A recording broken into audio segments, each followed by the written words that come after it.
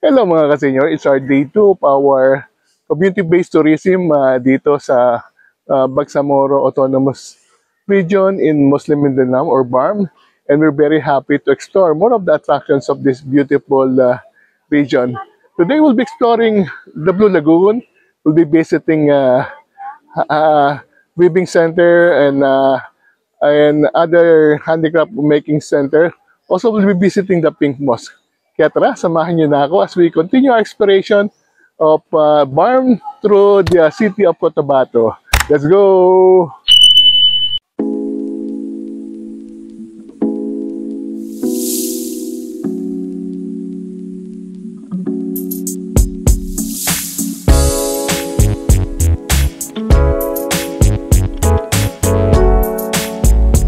So we are now entering Dato Odin Sinuswat Municipality or DOS.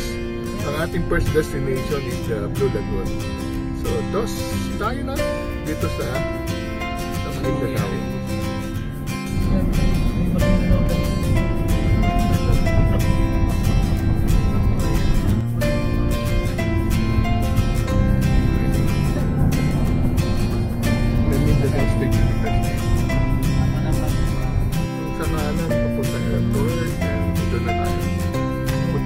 Meron na I love to sa taas.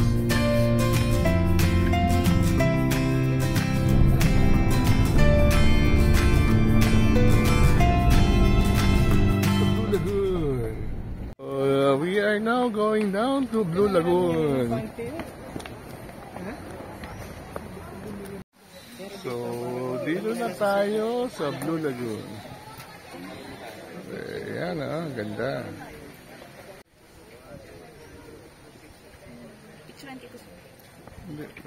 Yeah, and the beauty of the Blue Lagoon.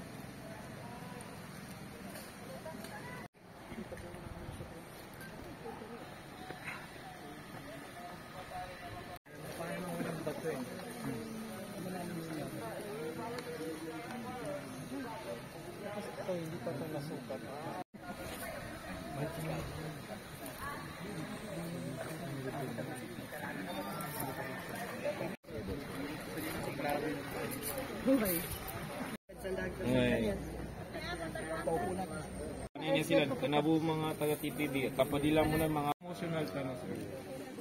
Naday galaba TPB. Welcome to DOS.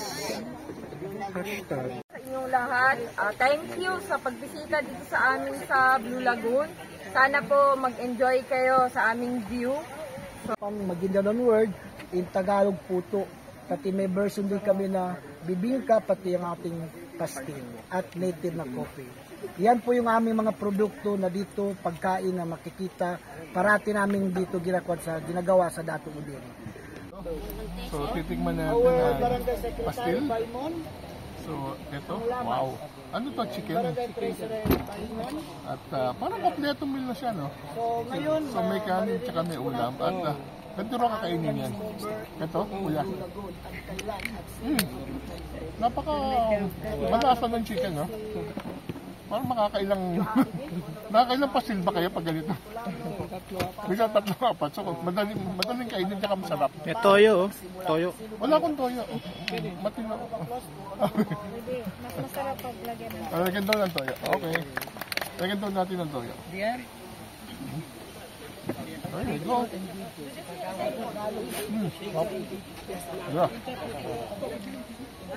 Parang adobo siya ng manok. Okay, thank you. Getting closer.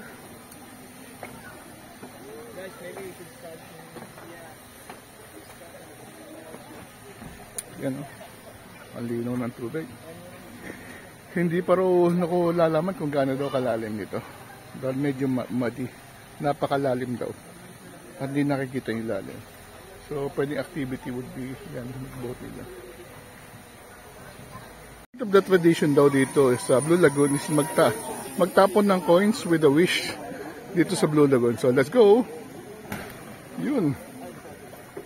Wish na this place will remain pristine forever.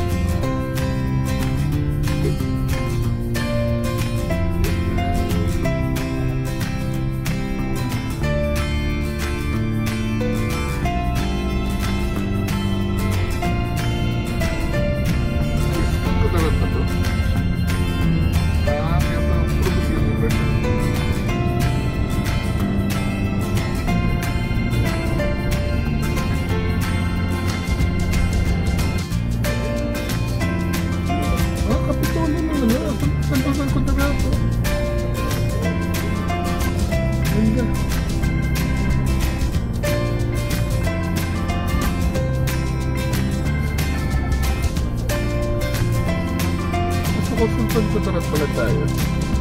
Ang ganda ng place. Hospital lang to. Ang ganda pala ng Sultan Kudarat.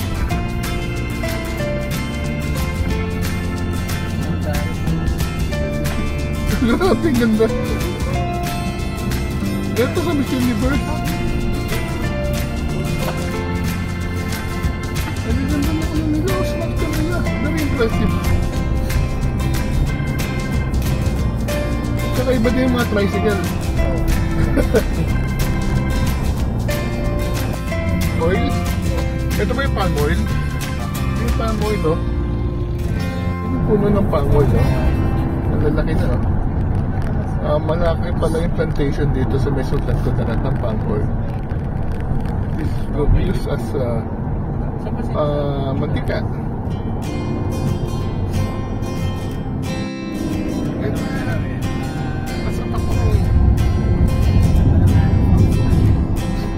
We are now in Tacoron.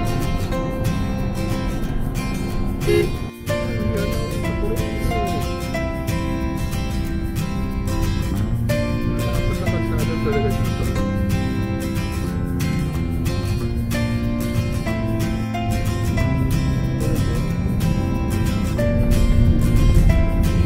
Notre Dame University. May Jollibee mo to. May mga supermarket na pala lang.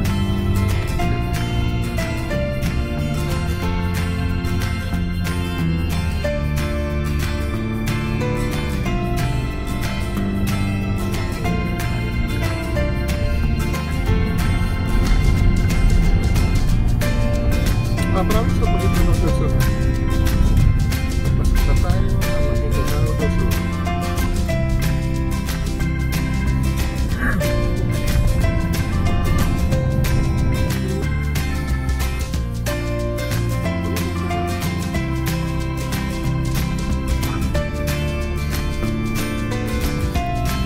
Please matapos na lang kami.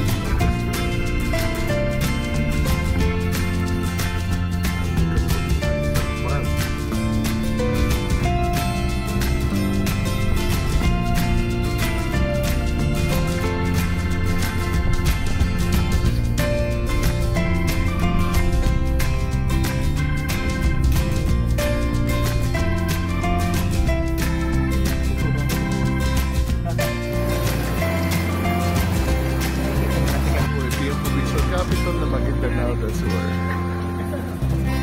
Oh, let's enter. Wow.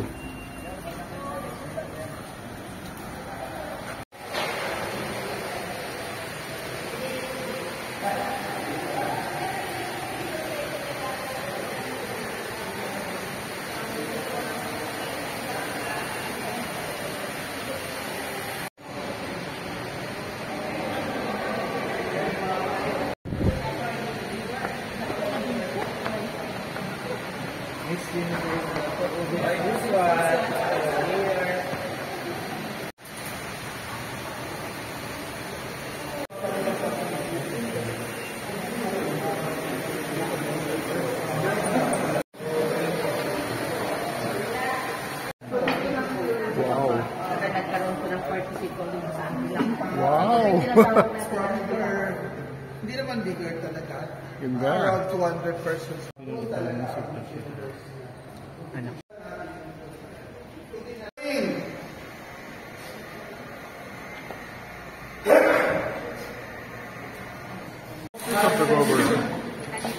Entering. Nice. Maganda ng governor. Yan ang family ni Mama. Yan, yung family. The family of the governor. The husband is the director. At the center is the governor of Sultan Kudarat. At the right side is as our visitor. Ganda naman. Ay, ma-shoot pa ba yan? Grabe naman. These are gaano kayaman, no?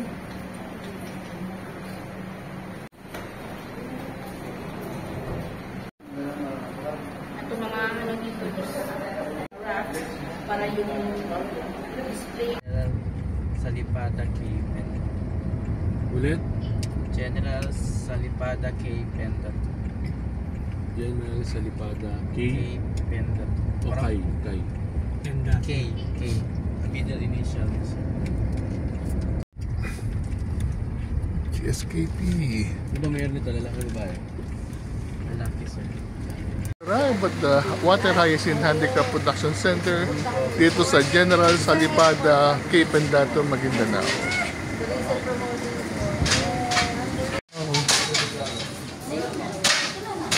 Ito yung mga weaver.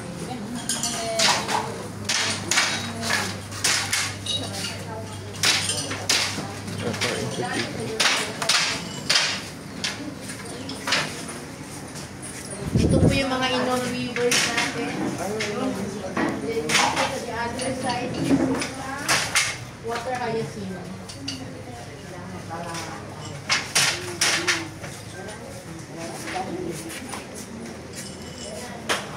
Dalawa gadon.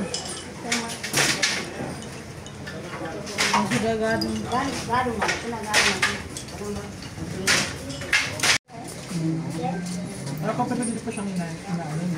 Sa baliktad ba na siya? Oh, baliktad siya sa.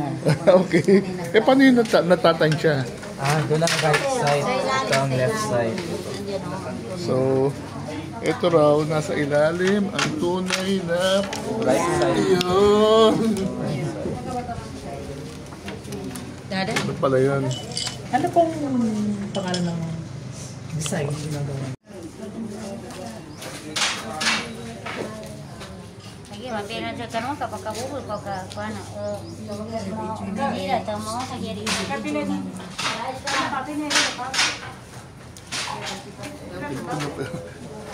Napaka-intricate pala na process.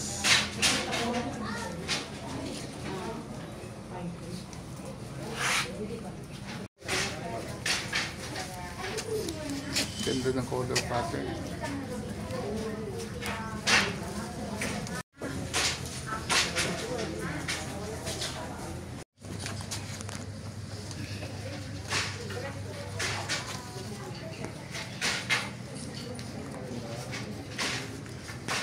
Hyacinth. Okay. Pero ginagamit lang yung tangkay. Hindi kasama yung dahon. Hindi. So ito siya pag natuyo. Ito, ganito. Ito yung mga finished products nila. Galing naman. Hirap pala noon. Isa talaga yung ano. Ganito magiganda siya. Meron pang ibang kulay. Pero ganun ka-intricate ang process.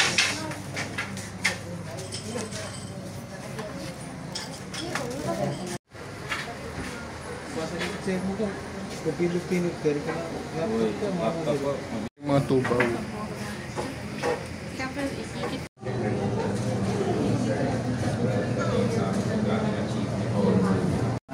Namamanage din po ng aming provincial governor sa po ng kanyang mga sangguniang panalawigan at vice governor yung mataas na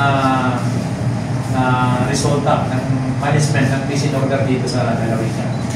Yung mga nakikita nyo iba, ano lang yan, ocean lang yan, kumbaga isolating. Isa rin po na nais namin i-explain sa inyo yung minsan na pag naririnig na ay sa Muslim area, yung gano'n, sabi ko sa mga kaibigan ko na mga tagalabas at mga relatives na Christian, lahat ng religion sabi ko is mayroon niyang matino at mayroon hindi matino. Kung titingnan po natin, sabi ko yung datos ng mga nakakulong, huwag na tayo sabi kong magbatayan regarding sa matino o hindi. Kasi kung titingnan natin yung datos ng mga nakakulong, baka siguro mas maraming nakakulong na hindi Muslim. Yan yung sabi ko. So, kung may isang tao na masama yung pagkatao, huwag po natin lahatin yung isang tribo or religion. Minsan, sikat lang yung pagkakaroon ng gulo dito sa amin dahil malalakas yung baril ng mga magulong tao eh. Unlike doon sa city na sa siyudad na yung mga short lang, saka panagsak lang. Pero, cream inside po. But, sobrang happy po kami na nandito kayo. Kasi last few days, isa dito rin po yung JV. Then last 4 months ago or 5 months, mag 5 months na, nung founding anniversary namin, ang mga bisita po namin dito na 1 week, dito sila day and nights, taga Valenzuela City, saka Manila, saka taga Cebu. Day and nights, andito po sila. Sabi ko, kayo na lang bahala magkwento sa experience na dito sa liblib na bayan ng Maguindanao.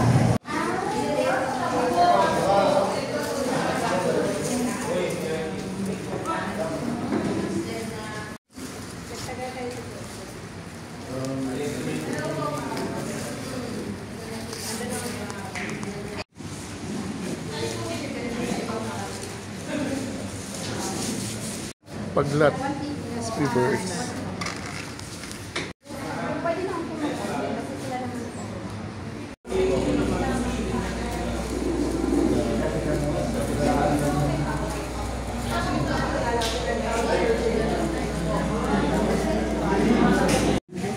Action lunch.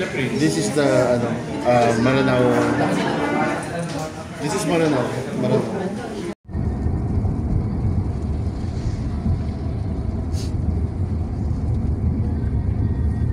So next destination, Municipality of Latohoffer. Tayo. Bamboo. Made from bamboo. Wala ba kayo nag-garden? Baskets.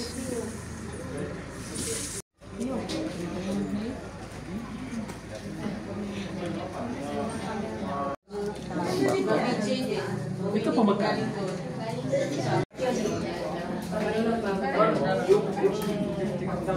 Finally, narating na natin ang napakagandang pink moss. Yan, finally. Hi folks, it's a dream come true to finally reach the pink moss. So nandito tayo sa Maguindanao ngayon, and it is one of the most beautiful moss dito sa buong Pilipinas. Ang kulay niya is kulay pink at sky blue tayo, parang iba yata ang interpretasyon ko dito. But I'm very happy to finally be able to come to this place and see one of the wonders of the Moro land. Yan, ang ganda. Yan talaga. I'm so happy to be here.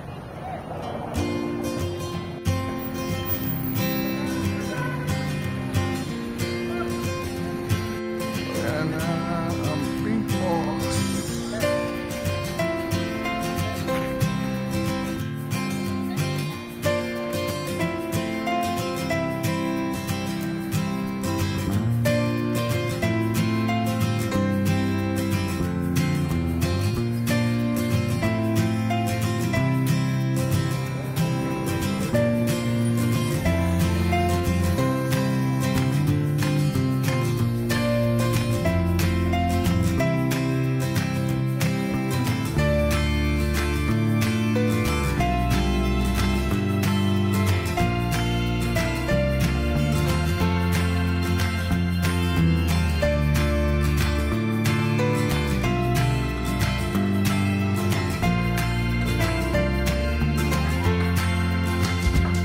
Stop, Municipality of Gatubiyang.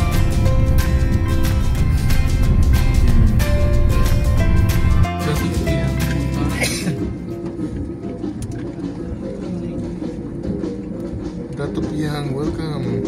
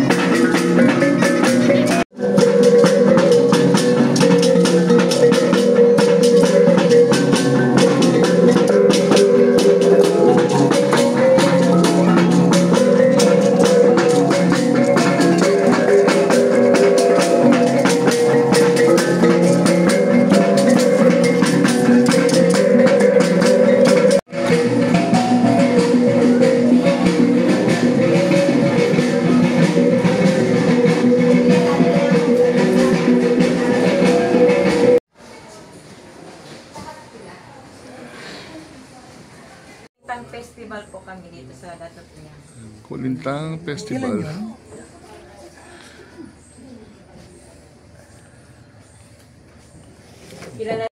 Ito yung higaan. And then, ito yung mga brasswares. And then ito yung baguntay at saka kulintang. Wala pa yung iba, more than 100 plus ata yung asawa niya. The Municipal Hall is considered as the oldest in Maguindanao. So it was built around 1930s.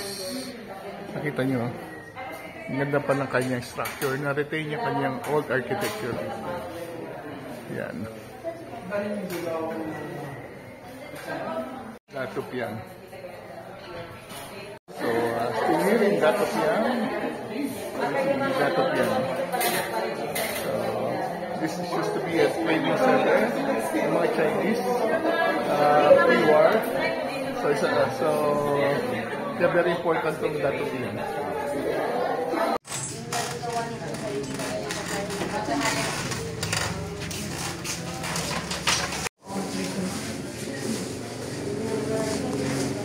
So, ganito na siya. Tapos, ito yung native design. Ito na yun. Okay. Ito yung nakapakanina sa kinain natin.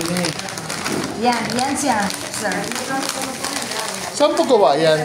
Dito, sir. Hindi, anong material siya ginagamit? Rice. Rice. Okay. At saka asukal. Okay. Ayun na. Kaya sa tinawag na tinatag, kasi ginatagtag siya. Ilalagay sa sir, sa guba ng niyog. Okay. Tapos ginaano siya. Mati mo rin na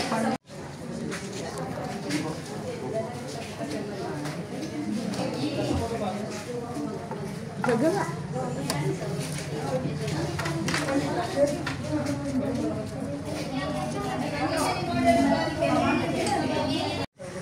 Wait, si Mayor na. Ayan pa, dyan, pakilala ka. Mayor, I'm John Paul, I'm program writer for Pampanga. Central Mindanao. Europe Mindanao. Malawak ito dati. As far as General Santos sa kumpanya noon. Pero kasi nasa kami ang means ng noon kasi water transportation and communication. Kaso napag-iwanan tayo nga doon. Nasa loob kami. Dos na ba? Hindi ba dos? Parang airport to. Parang runway Ganda na kalsada dito. At it's 7:28 at halos wala ng tao sa kalsada. Napakatahimik ng lugar na ito. Nasa dos na tayo, no? Yes, sir. Okay. Tayo sa Grand Palace. Finally arrived. Busina ulit, busina. Ang ganda. Para malaman na nandito na tayo. Ito pa. Super ganda.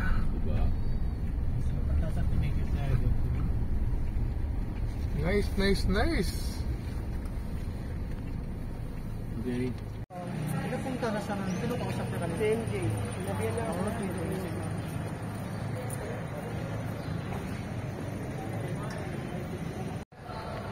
Pasok na tayo sa Grand Palace.